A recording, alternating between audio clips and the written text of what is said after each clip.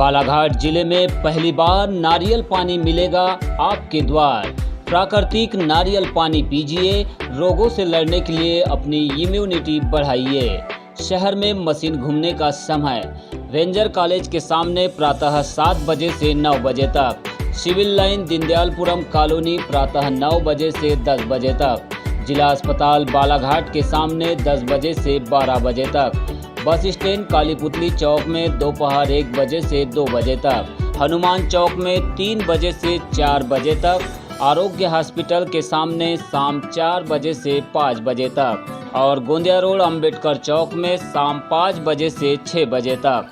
आधुनिक मशीन द्वारा 100% शुद्ध और स्वच्छ नारियल पानी के लिए संपर्क करें। Krishna coco fresh, ward number 13, Budhi, Balaghat.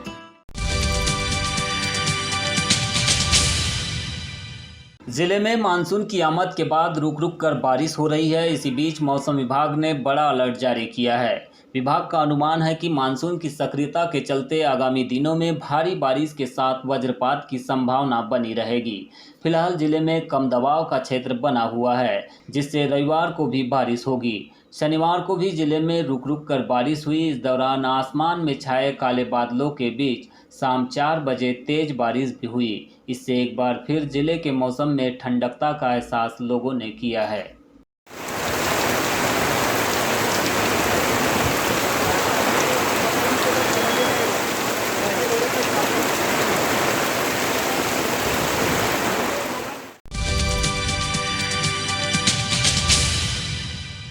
Balaghat जिले के ग्रामीण थाना क्षेत्र अंतर्गत ग्राम गायखुरी के जंगल में एक युवक का शव पुलिस ने बरामद किया है। वही घटना की सूचना पुलिस ने मृतक के परिजनों को दी है।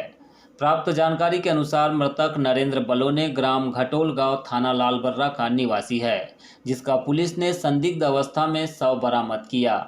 शव के पास ही मृतक की बाइक भी मिली है। बताया जा रहा है कि युवक कल दोपहर 1 बजे घर से बिना कुछ बताए निकला था, जिसकी परिजनों के द्वारा तलाश भी की जा रही थी। लेकिन आज ग्रामीण थाना पुलिस ने गायखुरी के जंगल से उसका शव बरामद किया। बहरहाल पुलिस ने मृतक का शव बरामद कर जांच विवेचना प्रारंभ कर दी। मृतक युवक के मुंह से झाग निकलता दिखाई दे रहा है, जिससे आत्महत्या की आशंका जताई जा रही है। फिर भी पीएम रिपोर्ट आने के बाद ही स्थिति क्लियर हो पाएगी। थाने पर सूचना प्राप्त हुई कि एक अज्ञात व्यक्ति की मृत अवस्था में लाश पड़ी है जी। सूचना पर मौके पर आए, उसके पास में मोबाइल था जी। मोबाइल के नंबरों के आधार पे पता चला कि ये नरेंद्र बलोने पिता गौरी शंकर बलोने घोटल गांव थाना लालबर्रा का रहने वाला है जी। इसके परिजनों को सूचना कर दी, आ गए मौके पर। पंचनामा कार्रवाई चल रही। प्रथम दृष्टया आत्महत्या का मामला लग रहा है, जिस पंचनामा लेके पीएम करवाया जा रहा है, जैसे ही अग्रिम कार्रवाई की जाए।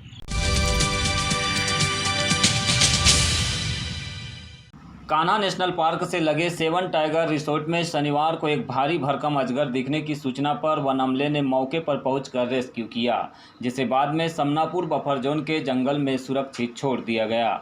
जानकारी के मुताबिक 7 टाइगर रिसोर्ट में पालतू खरगोश के लिए एक आर्टिफिशियल हाउस बना हुआ है, जहां करीब 2.5 मीटर लंबे अजगर ने एक खरगोश को निगल लिया और आराम फरमा रहा था। इस संबंध में रिसोर्ट के संचालक ने तत्काल समनापुर रेंज की वन परिक्षेत्र अधिकारी सीता जामरा को सूचना दी, जिस पर उनके नेतृत्व में पहुंची रेस्क्यू टीम ने सुरक्षित तरीके से अजगर को बाहर निकाला और उसे जंगल में छोड़ दिया।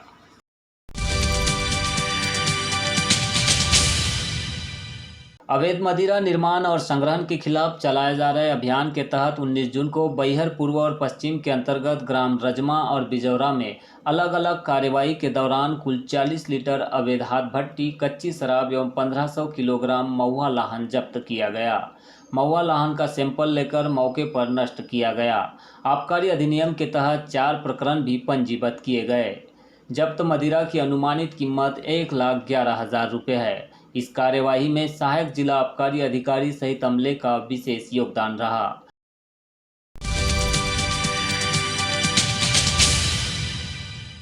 मध्य प्रदेश में कोरोना की तीसरी लहर से बचाव के लिए प्रदेश शासन ने 21 जून को कोविड वैक्सीन टीकाकरण का महाअभियान चलाने का निर्णय लिया। इस अभियान के अंतर्गत 21 जून को ही एक दिन में संपूर्ण मध्य प्रदेश में 7,000 टीकाकरण केंद्रों पर 10 लाख लोगों को कोविड वैक्सीन का टीका लगाने का लक्ष्य रखा गया। बालाघाट जिले में कोविड वैक्सीन टीकाकरण महाअभियान के लिए कलेक्टर दीपक आर्य के मार्गदर्शन में सभी आवश्यक तैयारियां की जा रही है।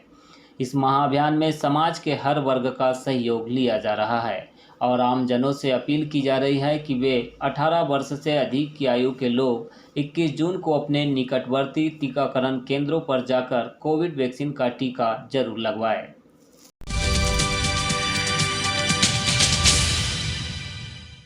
नमस्कार, बालाघाट न्यूज़ में आपका स्वागत है। मैं हूं यमलेश वंजारी।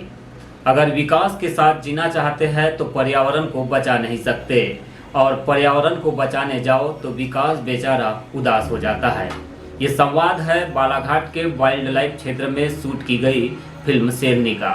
संसार की इसी दुविधा पर फिल्म डायरेक्टर अमित माशुरकर का दिल रोया और फिल्म बनकर तैयार हुई शेरनी। आइए देखते हैं बालाघाट न्यूज़ की खास पेशकश में फिल्म शेरनी की समीक्षा और विश्लेषण पर आधारित यह रिपोर्ट।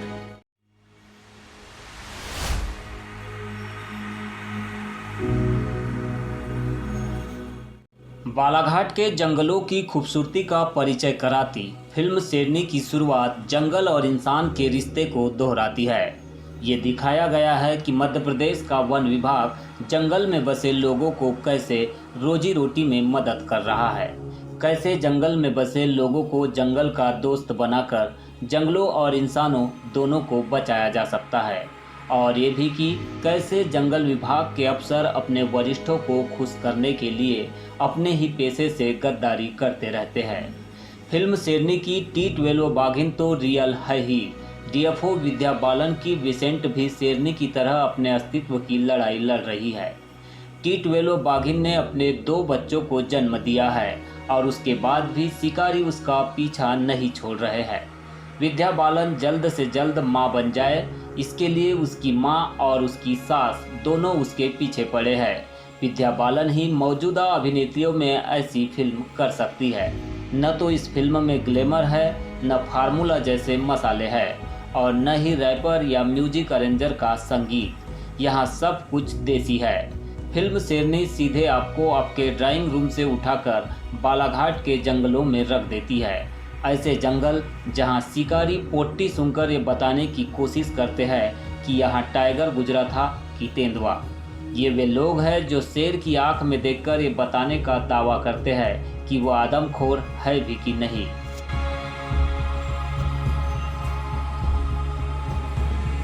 शहरों में जब घरों में बंदर घुसते हैं तो सब परेशान होते हैं, लेकिन ये कम ही सोचते हैं कि उनके घर फैलते फैलते जंगलों तक आ चुके हैं।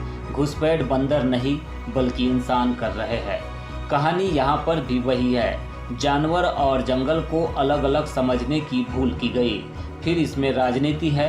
हर बात पर यस सर बोलने वाले अफसर हैं और हर बात पर यस सर बोलने वाले ही राज, धर्म और तन का नाश कराते हैं। फिल्म शेरनी एक सच्ची घटना से निकली फिल्म है। एक ऐसे माहौल की फिल्म जिसमें वोटों के लिए इंसानों की बलि दे दी जाती है। शेरनी की तो औकात ही क्या है। विद्या बालन के करियर का ये एक अहम पड़ाव है। पिछले साल उनकी फिल्म शकुंतला देवी को OTT पर बेइंतहा प्यार मिला था। अब वह एक ऐसी फिल्म लेकर आई है जिसमें उनका जंगल और जानवरों से प्यार एक बहुत बड़ा संदेश देता है। विद्या बालन ने हिंदी सिनेमा में अभिनय की जो लिंक बनानी शुरू की है, वहां तक उसे कम अभिनेत्रियां ही खींच कर ला पाई है। वह फिल्म दर फिल्म कमाल कर रही है। फिल्म शेरनी भी उनके सहज अभिनय का विस्तार बन गई है।